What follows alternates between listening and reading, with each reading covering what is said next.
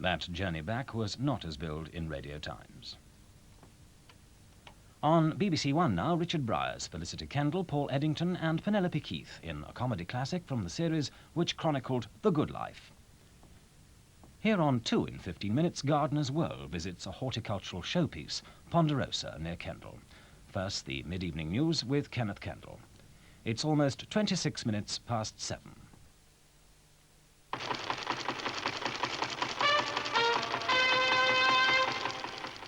Violence in Belfast this afternoon during the funeral of the IRA hunger striker Joe McDonnell. As his coffin was being taken to the Milltown Cemetery, the procession stopped in Andersonstown and several masked men fired a volley of shots over his coffin. Soon afterwards, an army patrol swooped on a house where they believed the masked men had gone. Some of the crowd began stoning the troops and rubber bullets were fired. Brian Hanrahan was there. A couple of thousand people accompanied the coffin with its tricolour, IRA symbols and paramilitary escort. Many more waited along the way, especially at the point in Andersonstown where a volley of shots is traditionally fired.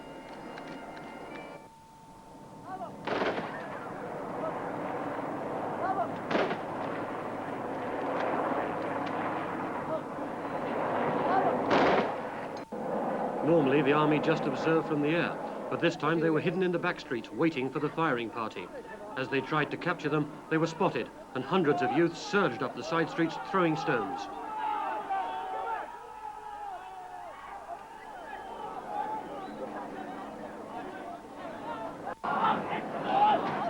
The fighting started before the coffin had gone on its way.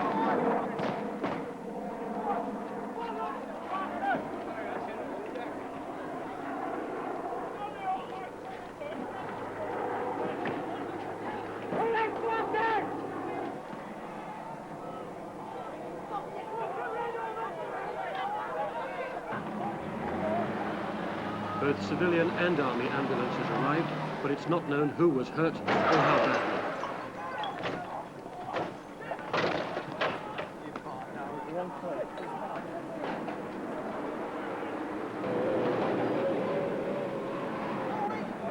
Soon the fighting had reached the main street where the funeral procession had been, and many people were trapped in doorways or on church steps.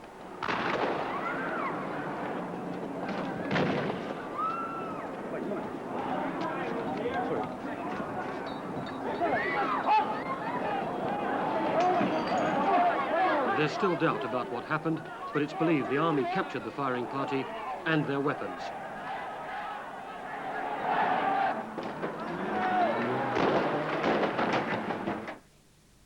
There was a top-level meeting on the IRA hunger strikers this afternoon in London. The government agreed to the Irish government's request to meet 2 of its senior ministers. The Northern Ireland Secretary, Humphrey Atkins, and Sir Ian Gilmore of the Foreign Office met Professor James Doog, who's to become the Irish Foreign Minister, and the acting Foreign Minister, Mr. John Kelly. The 2 Irish ministers are concerned at the failure of attempts to end the hunger strikes. A short while ago, at a news conference, the Irish ministers talked about their aims.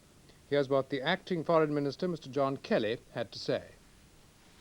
What we're trying to do is to urge on the British government the really deadly urgency from the points of view which I mentioned here earlier, the effect on public opinion in the Republic, the destabilizing effect on the Republic's public opinion, the pressure which any Dublin government, I don't just mean ours, must come under when it's trying to hold the line, on the one hand, against violence and in favor of decent relationships between ourselves and a neighboring country, on the one hand, while at the same time trying to settle this problem in which so many people are so deeply emotionally involved. The Prime Minister has been meeting community leaders from Southall in West London to talk about last Friday's riots there. Mrs. Thatcher took the opportunity to hold the meeting during a visit she'd already arranged to open an office building and meet local Conservatives. Francis Coverdale reports. It was a hurriedly arranged meeting organised at Mrs. Thatcher's request while she was on a visit to Ealing. She met representatives of the Community Relations Council, the Indian Workers Association and 2 Asian youth groups.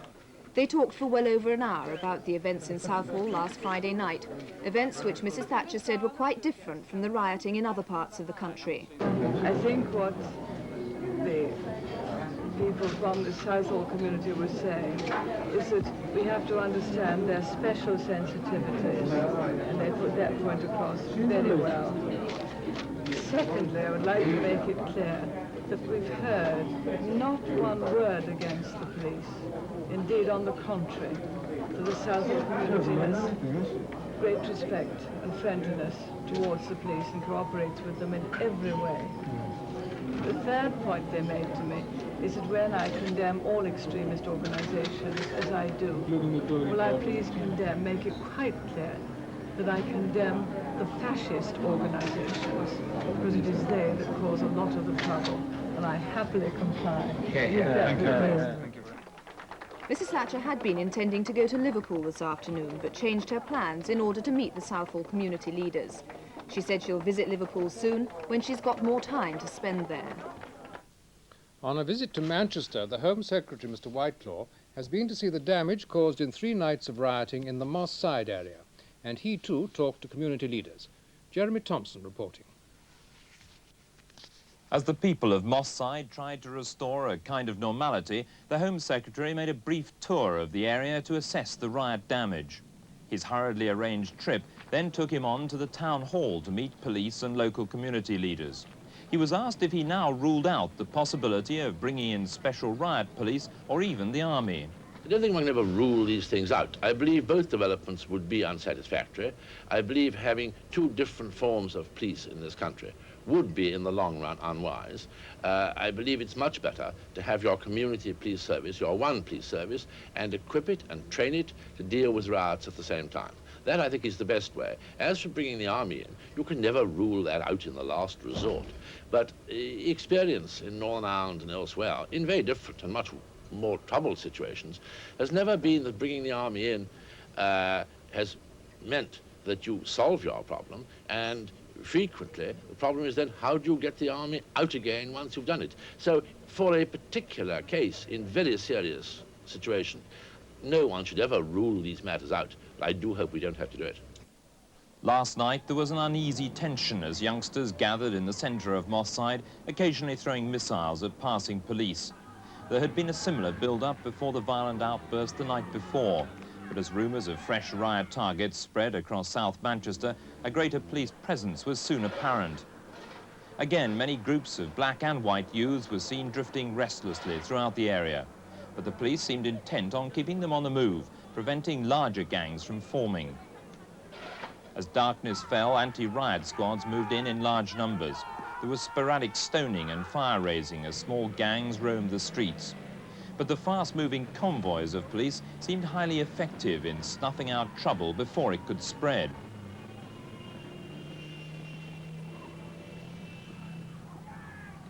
It became clear the tougher police approach was working. 150 people were arrested, but there was nothing like the level of violence, damage and injury of the night before.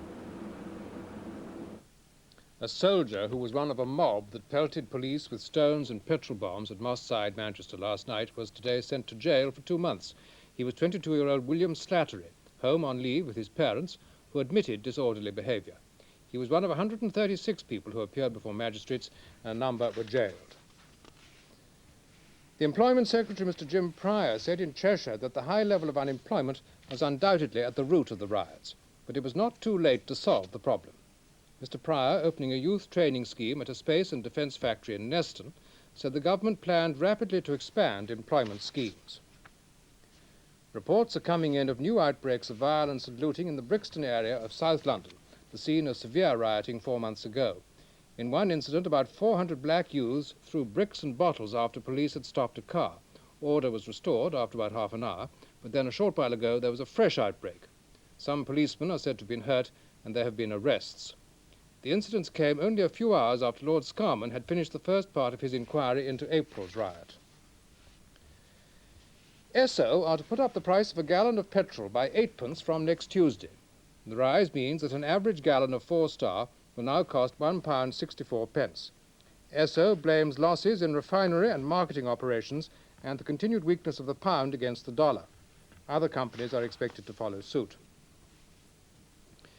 Next year's Commonwealth Games in Brisbane face a mass boycott by nations angry at the planned South African rugby tour of New Zealand. The final decision to go ahead with the tour was made this morning by the New Zealand Rugby Council, in spite of mounting political and sporting pressure. New Zealand's Prime Minister, Robert Muldoon, said he was disappointed, but stressed it was a matter for the Sports Council. But as the announcement was made, hundreds of anti-tour demonstrators clashed with police in Auckland. They are planning more protests in 9 days' time when the South Africans arrive. In London, a meeting of Commonwealth High Commissioners is still going on at Marlborough House. They are thought to be considering a boycott of the Brisbane Games and moving September's Finance Ministers' meeting from Auckland. The Commonwealth General Secretary described the decision to hold the tour as dangerous and irresponsible. Soccer, and Joe Jordan, the Manchester United and Scotland striker, has signed for the Italian club AC Milan. Several clubs were known to be interested in Jordan when his contract expired with the United, but according to team manager Ron Atkinson, his decision has come as a shock. A man who runs a snack bar in a lay-by in Norfolk has just finished baking a wedding cake for Prince Charles and Lady Diana Spencer. The cake, which is nearly 5 foot tall, will be delivered to Buckingham Palace this week. Tony Scase reports. In his snack bar alongside the A47, Ray Potter serves more than 200 lorry drivers a day with bacon rolls and mugs of tea. Back home at night, he spent the past 4 months making a 5-tier wedding cake for Prince Charles and Lady Diana.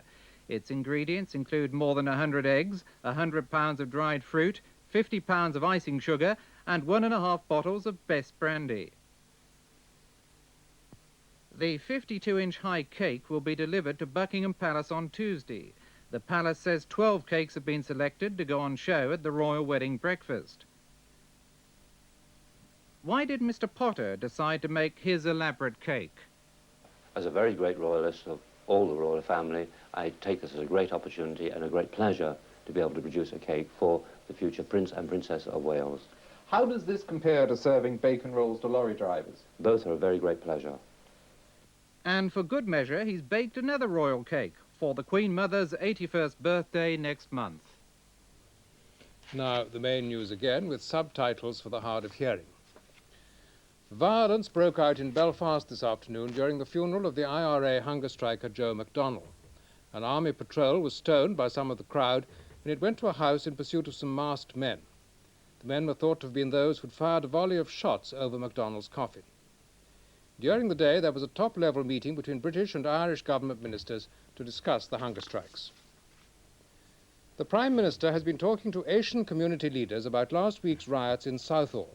She condemned fascist groups for causing trouble, but said she'd heard no criticism of the police.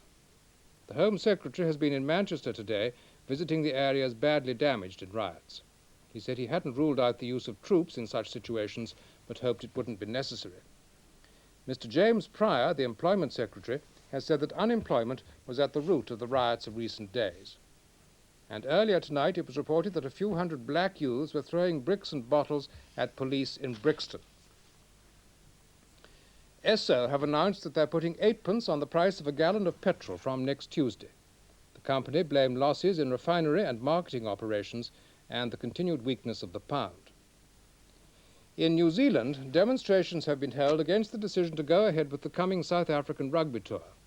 The tour looks like leading to a mass boycott by other nations of next year's Commonwealth Games. Well, that's all from me. Newsnight will be at 10:50. Now we'll have a look at the weather chart. Western and northern Scotland will have a good deal of cloud with some rain and drizzle, though it'll gradually become drier from the south. The east of Scotland and much of England and Wales will have a mainly dry day, but it'll be rather cloudy at times, some of the cloud thick enough in the more western parts to give the occasional spot of rain or drizzle. Southeastern England will have the best of the sunshine, particularly early on in the day. Northern Ireland will start off dry, but there'll be some rain by evening. This week's Playhouse Tonight on 2 features a production of Gogol's comedy Marriage. In this light-hearted story of professional matchmakers and larger-than-life suitors, a star cast is headed by John Wood, Stratford Johns and Margaret Tysack. Oh, well, if you want something more solid, take Ivan Pavlovich. He's a gentleman if anyone is.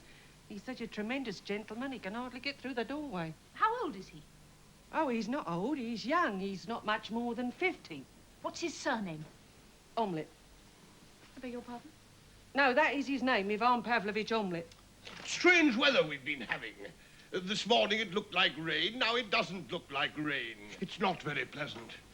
Being on your own in weather like that, if you're married, of course, it's quite different. But for a solitary man, it's absolutely appalling. Oh, I agree. So do I. Agafia? Dear, say something. Preferably to me, my dear. Or me, Miss Agafia. You can't just sit there like that. Say I'm thrilled to the marrow. I just couldn't. I'm going. You can't think what they'll think. I can't think what they'll think. Oh. Marriage, this week's Playhouse, tonight at 9:30 on 2. Bless my soul, they've gone. Now on 2 we enter a rather special Gardener's World, a showpiece created in the Lake District by George and Frida King.